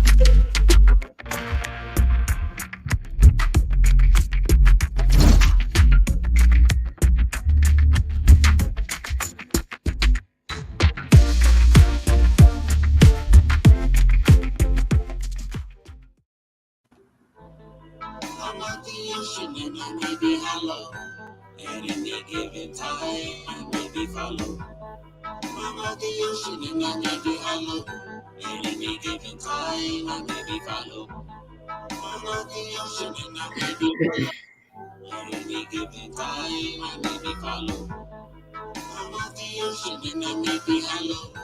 At any given time, I may die. What's it that you don't want me to say? Ain't been big, no more listen to me. Sometimes I feel like the late in the way. On my grandmother was in the May. Left me behind and left me astray. What is the truth that was going on with me? Tell me be cool and just have a nice day. Some things are just easy to say. Wish they could stop me from breathing a day. Don't have no food and they swimming on me. Out in the ocean away from the bay. I've been drifting along far away. I went up in to keep them away. Say what you say, but I just cannot stay. Won't spend a lane and they want me to drain. Can't do the crime, that don't suit me. Mine unfortunately, check out my sorrow. So many follow, slipping and hollow. Bring on the idol, listen to Carlo. Living to borrow, living to borrow. Living to call home, shooting a hollow. Shooting a inferno, about the carnal. Something now you look out in the eye. All know I'm seeing. That is a pyramid. Hey, they saw me get. That is affirmative. I looked at me, the biz. Got the hook to the regular. The color quiz. That's what the mission is. We are that guinea pig. Music, I'm feeling it. Tired of sitting it. No longer feeling it. Feeling we're killing it. Feeling like feeling it. Swimming this message off of the shore into the abyss. Deep in, I'm in the ocean and I may be hollow.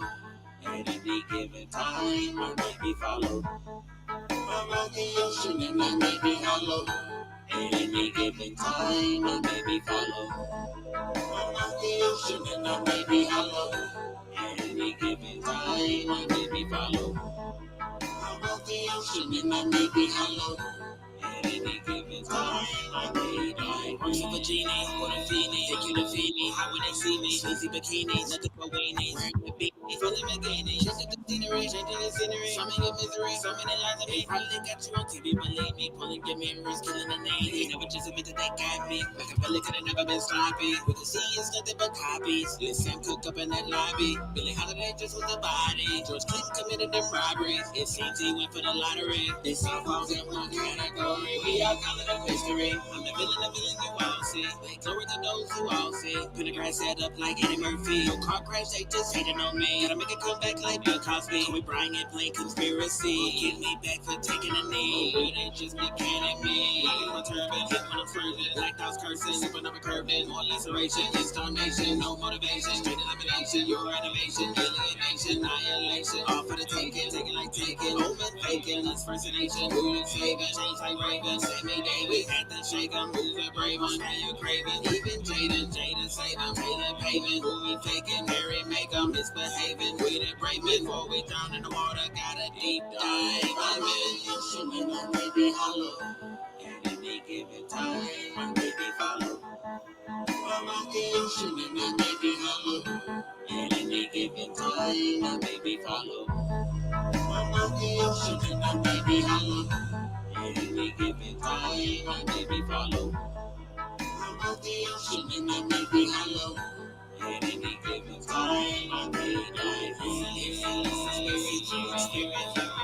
Think they don't want me to stay. There's always one who just got rain. Came from the cave, came from the bay. Created the slave, step out of water. Protection is harder. Why do they bother? Over my head, first like a daughter. Same boat, same fate, only in slaughter. Still throw jet bro, same as a father. Justify life, why should it be harder? For my nation, make things water. See how they come, all in one. Force me to go, force me to the slum. Live up the crime, father's hung. Faces beyond, live as one. Betraying the nuns, speak for the young. Nobody's dumb, maybe just someone they young. Maverick approach, proof by Yojo. And the kind of will grow, just as the Ogo came off the old fall. E-I-E-I-O-E-L song. Training the wheel until it's all gone. Gotta go deeper, dive with the people. Some turn lethal, neighbors is evil. Go from the right, give up the fight. No human right, kill them on sight. Many to spare, many beware. I see that I'm there, I see that I'm here. Ready with flash, calling all bad. Our genders are here, we the illusion, not disappear. As hard as my chin, deep dive. I'm an illusion and I may be hollow. At any given time, I may be followed. I'm out the ocean and I may be hollow. At any given time, I may be followed. I'm out the ocean and I may be hollow. At any given time, I may be followed. I'm out the ocean and I may be hollow. At any given time, I may die.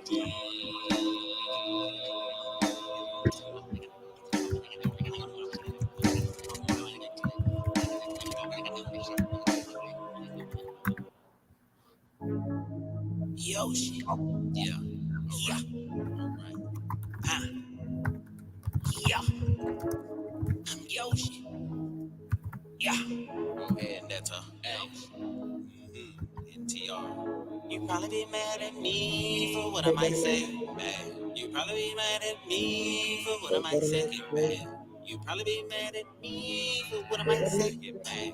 You probably be mad at me because I am blunt. I am blunt. I am blunt. I say what I want. I am blunt. I am blunt. I am blunt. I say what I want. I say what I want. No restrictions, no filter here. Only the truth. Truth get revealed. We all want the truth in our ear. We all want the truth in our ear. Tell me I'm wrong. I make the correction. Something went wrong. You switch the directions. Hate me so much. You block my blessings. Truth should set you free from exception. Loving me. Love the heat. Hate the fake. Learn the street. They hate love. Love the pain. All the music sounds the same. Entertain. Entertain. Not a game. You're to blame. I can never be that kind of way because we all have different emotions and we all entitled to our opinions. But when you talk, it just don't make sense. That's why when you speak, I don't believe it. So I analyze every damn thing and I also do my own research too. So you can't tell me any damn thing. And I've been trained to see right past you. The Illuminati, they can't have my body. They can taste my shotty. The Illuminati, they can't leave nobody. They can't call my body now. No restrictions, no filter here. Only the truth, truth get revealed. All we want, truth in here. All we want, truth in our ear. Let me wrong, take the correction. Something went wrong, switch the direction. Take me so much, like my pleasure. Truth is it, free from possession. You probably be mad at me for what I might say. You probably be mad at me for what I might say. You probably be mad at me for what I might say. You probably be mad at me because I am blunt. I am blunt. I say what I feel. I say what I want. I say nothing but truth. I am blunt. I say what I feel. I say what I want. I am blunt.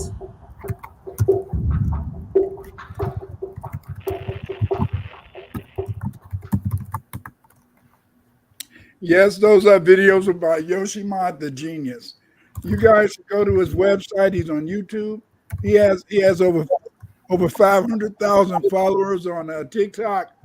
You guys got to show him some love on YouTube too, because Yoshimod is a genius. Yoshimod creates these beautiful videos. He can do a video for you. He can do a flyer for you. He can do a lot of things. Contact Yoshimod Productions at Gumroad and get this brother to do something for you. I love his videos. I love his videos because they are so unique. You know, it's nobody saying my blank is brown, my blank is pink. Get out of here. What the hell is that? That this brother, he's making creative stuff. So please support Yoshimod, you know, because Yoshimod, as he says, I am blunt. Yes, he is blunt. And Eve noted that blunt, nice, not nice nigga. That comment was so not nice that YouTube blocked it. I had to change niggas to niggies because it wasn't nice. Niggas. I don't know. You know, somebody was mad at me and they said, please, Dr. Winters, on one of my Thursday shows, stop saying that N-word. Please don't say that. You know, I grew up, Russell Richardson, thank you for the Cash App. You know, I don't like to say the word, but the point is this, is that it is out there and it was a legitimate term. The German kings, a lot of kings in Germany, they and their name was Russell the nigger. And then it was about what? It was about 10 Scottish kings, Irish kings, and they were a whole line, and the whole line was called Archie the nigger. You know, and so it's just, this is what it is. I don't want to be blunt, but the point is this, is that sometimes you have to deal with this. You have to deal with this reality. And there's a lot of things about history that you may not like, but it is so crazy because, see, we went through an ethnogenesis. Yes, we went through an ethnogenesis. And that's what makes us a special people. We're special people. We're the Supermen of the world.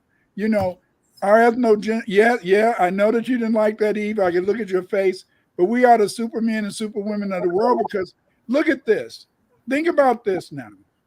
The world culture.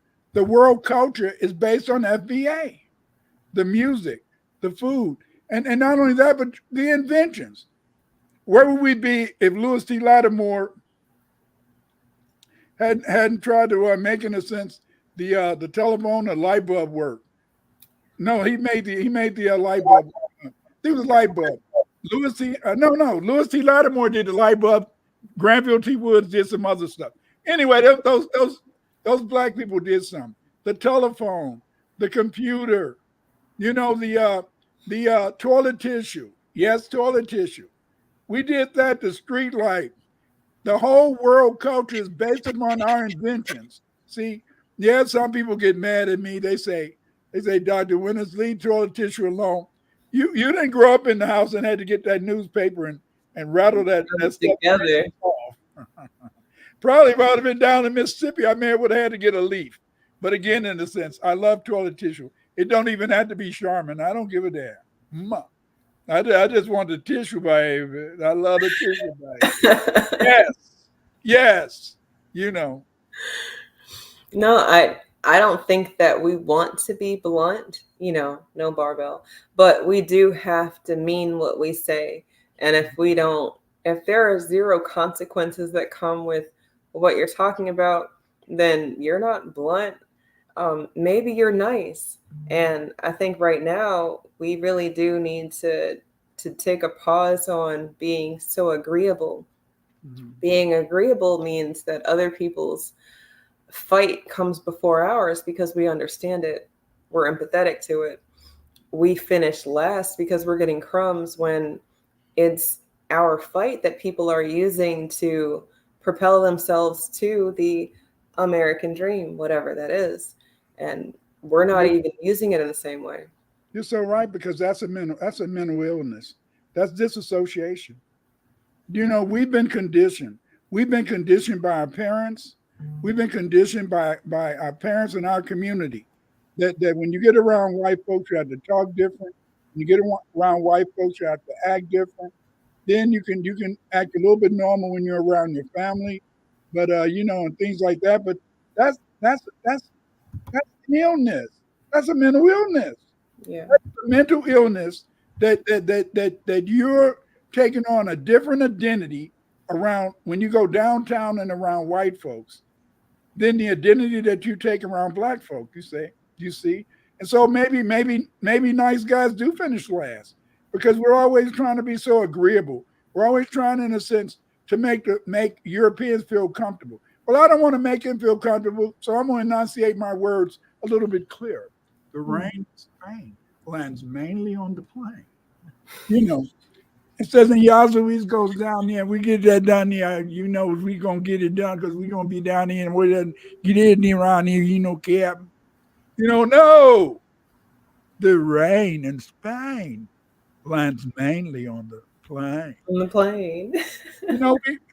We're too agreeable. That's one of the reasons why when you say do nice guys finish last, we finish last as black people. We finish last as a race because we're always trying to be so damn agreeable. Yes. We're always, our mama taught us that. Yeah, you can call it what you want. You're right, Russell. Russell says that's code switching. It is code switching. But when you think about it, that is a disassociation. Mm-hmm. A disassociation, because you're taking on a different identity. Absolutely. And can you imagine? I've been lucky enough. Eve, you're lucky. We teach in black schools. Because we teach in black schools, we can always, in a sense, have our black identity forward every day. Right. Our black identity is safe, because we're interacting with mainly black people for 8 hours a day, and then we go home, we're interacting with black, blah, blah, blah. But think about those black people who work in those companies. Mm-hmm. Think about those black people who work for CEOs. Dorvell says it's also called survival. No, it's called mental illness. It's not survival. We're being good guys and gals. We're being so agreeable. We're taking on a false identity. That's a disassociation. A disassociation is a mental illness. And by the simple fact that we play a different role when we get around white folks, when we become so agreeable, so nice, trying to make sure they understand, we know damn well that they can really understand what we're saying, but we'll try to talk a little bit more what we call quote unquote proper. Yeah. So we can be so agreeable and nice to them. You see, but that is a mental illness. That's disassociation, young people. That's disassociation.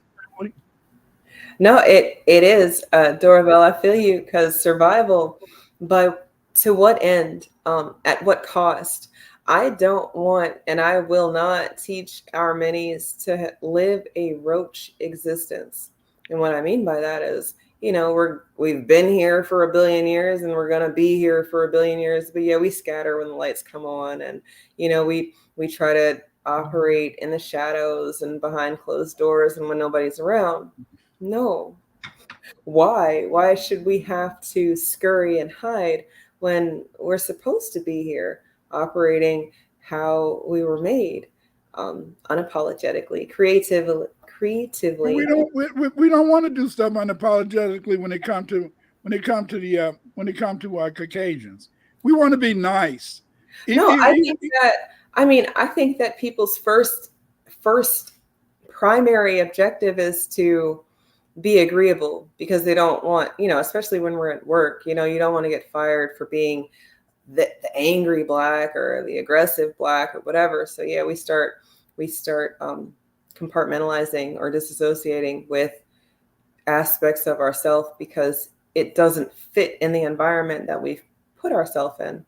But what I found is that, existing honestly, people are going to rock with you or they're not going to rock with you across the board, Black, white, blue, or whatever. And then from there, if you're a person who isn't mean, then, people will treat you some kind of way. If you're a person who is agreeable, then people will treat you some kind of way. If you're a person who means what they say, well, now everybody's going to have something different to say about you, because it wasn't a blanket statement. You weren't nice here, but you were nice here. You didn't treat me like you treated her, but she says that you're so nice. You're so pleasant. But but now I think we had to qualify that. You may in a sense have to play a different role at different time, but most of the time we're rarely completely honest. In most of our interactions, we're rarely completely honest. We're not gonna every day you're not gonna wake up and tell your wife or your husband, your breath is funky and stuff. You might say it maybe once a week to maybe give them a little hint, but you're not gonna say it every day, because then you're gonna feel that they're gonna see that as an attack, and you're gonna have a problem. You see? So a lot of times you're just grinning, grin. Good morning, baby. But again, in a sense, and then with our friends, we don't want to always tell our friends exactly everything that they do wrong. A lot of times we listen. My children, I'm not going to tell them everything that I think is dumb that they're doing. They're grown, they're adults. So right. I'm not going to tell them they're dumb. They're not going to tell me everything I do dumb too. I do dumb stuff too. But they're going to be nice and not tell me. And so then we're always constantly playing this role. And we say that nice guys finish last. Sometimes they do, but often in a sense, the nice guy doesn't finish last, because people in a sense don't mind being around that nice guy every so often. They don't mind being around that nice woman. But I do think that when it comes to us being around white folks, we are too agreeable. And I think because we're too agreeable, that it can be kind of hard. For example, some things we have to really kind of think about, is that what is this thing? How are we going to make things much more accessible to people, and not always, in a sense, look at things from a negative perspective? Create So Far said, they said, Here's one example when it's hard to be nice to someone. Try living with a narcissist. I speak from personal experience. They have a split personality, and as a result, don't account for their behavior. That can be true. I've never lived with one. Me and my wife, if you ask my kids, they'll probably say, if you ask them, when did you ever see your mom and dad argue? They'll probably say, hell no. Because if we argue, it wouldn't last that long, or it would be in a sense, just us together. So it's very interesting. Dorvell, he says that maybe we have this agreeableness with white people. Didn't the season instill that in us? The fear of death is a powerful deterrent. I don't know, Dorvell. I don't think the season. I don't think that is. I notice black people. Period. I notice we're harder on each other. We're harder on each other than anybody else. Even look at the Africans. Look at the black people in South India. The black people in South India, they kill each other off left and right. Africans kill each other off left and right. African Americans, FBA, we kill each other off left and right. But then them other people, we're always accommodating. We're always being nice to them. So no, it's something that's in us that allow us to be able to be kind to non-black people, whereas with black people, we expect too much from. I think Professor Black talked about that one day, that we're so hard on each other, and we hold each other to a higher standard than we hold those other folk, any other. Absolutely. So inside of that, I think that Dorvell is onto something. I do think that our memory is very old, and because our memory is so old, you might not know that that's where it's coming from. This humanitarian love or this understanding and acceptance. Mm-hmm. But I think it really comes because other people are a lot younger. So, if you're the grandparents of civilization, and then the grandchildren are running amok, then you wouldn't necessarily treat them with the rod or the steel. You might be more agreeable. I know in real time, people with children, they say their parents are big pushovers wrapped around their little pinky finger, the grandbabies. And it's like, well, my mom never treated me like that, but she's treating you like this. Well, in real time, it's a genetic understanding that I don't actually have to deal with you. I'm gonna give you back. You got that right.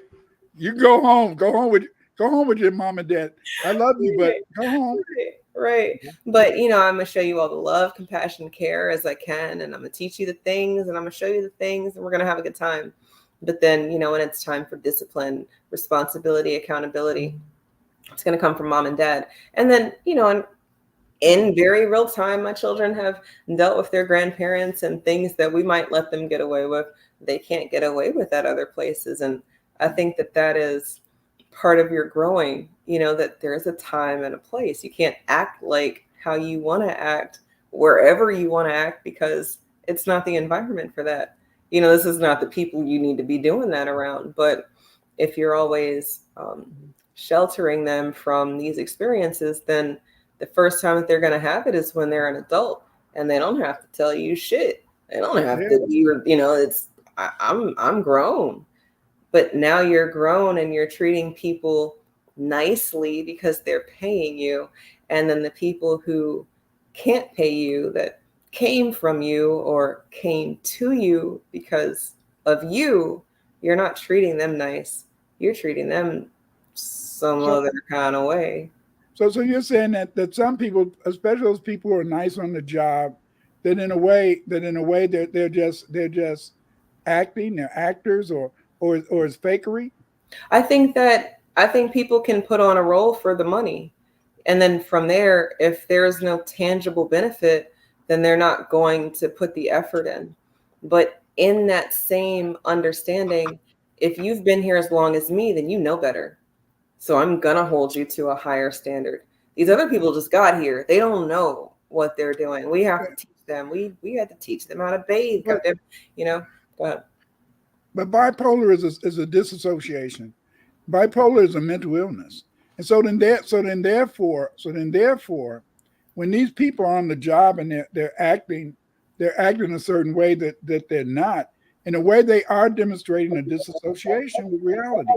And because identities are important, and because identity is important, then therefore, in a sense, if you're playing in a role too often, I think this is what really affects some people.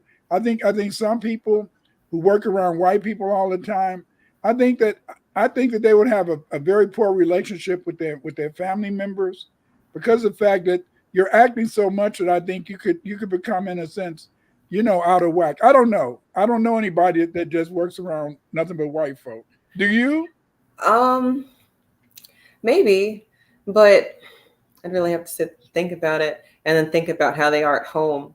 But I think what you said is, I think just off surface level, I think what you said is very real, because they're glitches. I'm going to call them glitches tonight. Their glitches and their disdain or contempt for us can seep into you without them telling you, I hate blacks.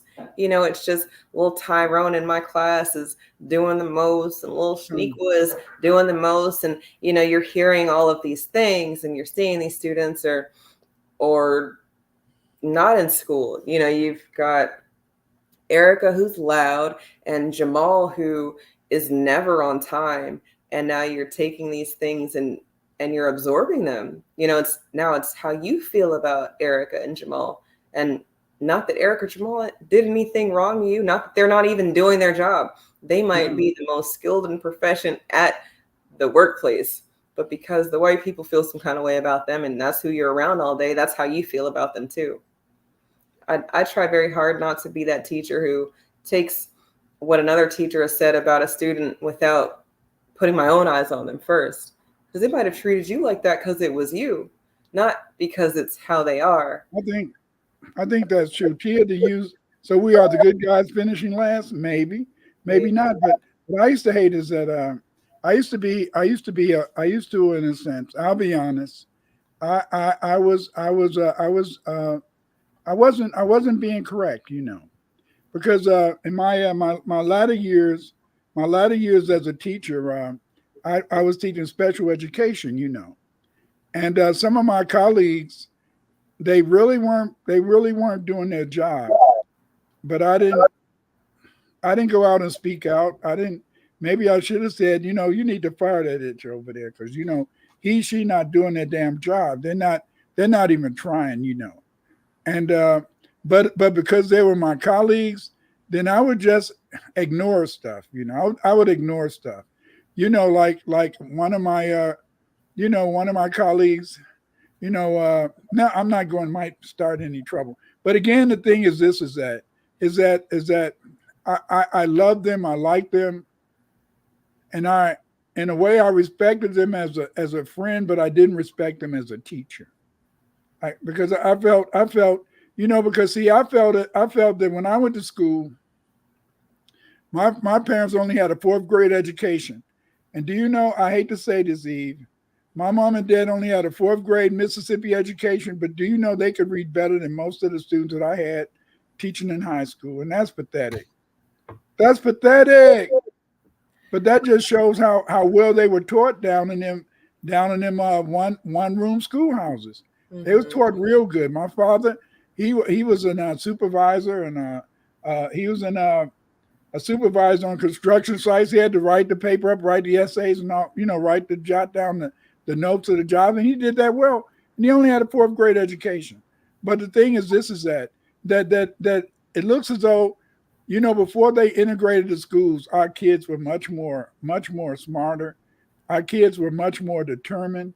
Today I find a lot of our kids give up. A lot of our kids give up right away. You see, a lot of our boys, they give up, and instead of trying to find good jobs, they want to take the easy way out. I'm gonna go stick somebody up. I'm gonna go rob somebody, or I'm gonna go sell some drugs. Well, they can't sell drugs because in Illinois, the marijuana, you can buy it at a store. So they can't sell drugs anymore, because after a while they had to start buying their own merchandise, and they had to buy their own merchandise and sell it, so they couldn't make any money selling drugs.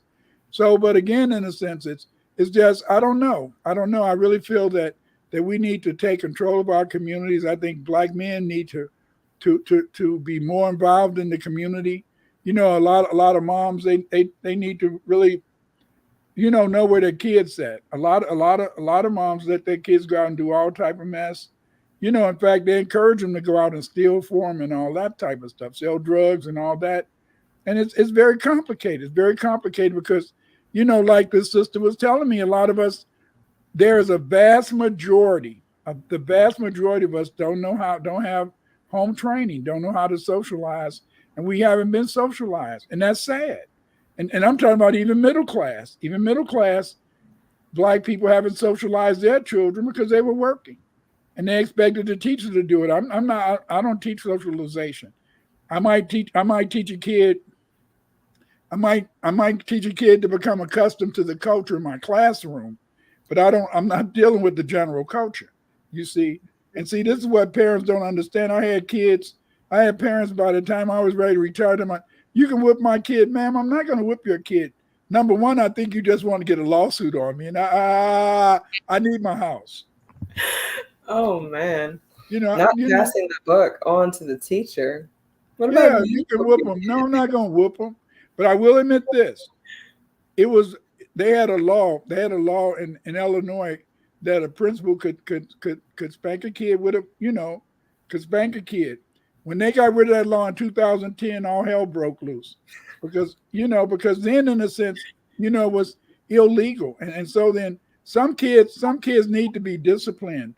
You know, some kids want to be disciplined.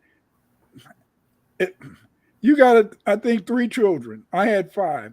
Out of that 3 to 5 kids, there's one that's going to do stuff all the time just so you can whip their ass. They do it purposely. They do it purposely. They don't. That's funny. Yes, it's always one that's going to want to always get an ass whooping, and they know what they're doing. Are they going to? If you don't whip them, then they're going to want you to be talking harsh. Let's say harshly with them. I'm not saying to break them down and you're stupid and all that type of stuff, but they're going to want you to have to be harsh with them. Let's put it like that. I say it's funny because I had that very conversation with number 3, because we have 5 too, and number three likes a lot of attention, and I get it. You right smack dab in the middle, so there's going to be times where you feel like you're not getting the attention, so you're just going to do whatever the fuck to get the attention. I have a student like that too, but in real time I found out that nobody really pays attention to him. Not that he's neglected, but he's not getting what he wants. Right. So then he acts up in class because he knows that I'm only going to take a certain amount of that before I text your dad and let him know what's going on. And now you're getting him to pay attention to you. And we didn't have to do all of that. We can do something else if I know what's going on. But, the acting out, that's like it's a red flag for something else that could be going on. The drop-off mentality of some parents is very real. And what about the don't want to pick them up? And you got to watch them till they come and pick them up. I hated that. The don't want to Dr. Winters, one of your kids is down here in the office. I'm going. You got to come down here and sit with him until his mom comes. No, where's the teacher's aide? Oh, she left. You got to sit with him until mom comes. Well, that's why that child is doing so much, because they're not getting the attention. In real time, I've had parents who've thanked me for going to a game or a performance because they couldn't be there. And I don't know if they had that same conversation with their child, but they should have. Because if they did, then maybe their child would understand, what all is going on. But, these conversations aren't happening. And as such, socializing isn't happening. And as such, people don't know how to people. And then we're having to deal with these stunted runts of people in real life because they didn't get it at home. But then we have to be nice to them, Dr. Winters. No. Yeah. But like I told you, I hated when the sister said it, but she was right. She said that the vast majority of Black people do not learn social skills at home. They don't learn it because somewhere along the line, in a sense, people haven't taken the time to teach their children. Some people are doing that, but many aren't. Okay, did you have a final comment you'd like to make, or? Just the fact that I get it, not having the time to do most of the things that everybody else is doing. That's a very real struggle that we have. That is part of racism, white supremacy, not allowing you the opportunity to nurture your family, to tend to your garden or your square. But if this is something that's important to you, then you will sacrifice the time to do it. And it's going to mean that you're not being nice. You're going to be mean sometimes. You're going to be selfish sometimes. And I think that you need to own that, because your selfishness, your meanness means that you have something to pass on later. When you're so nice, you're giving it away, and now it's not yours anymore, and you're having to fight to get it back. We shouldn't have to fight to get anything back. We should be fighting to keep the things that are ours. That's true. But then the thing is, that's part of a nice guys finish last, in the sense is that you give. Sometimes you feel you give too much to your partner. But the point is that somebody had to give in. And sometime him, most of the time it's going to be you. But the thing is that in my family, most of the time I was the asshole, but that was just me. My dad told me, don't do what you're told to do. But anyway, you have a good evening. And I thank you, family, for showing up today. And remember,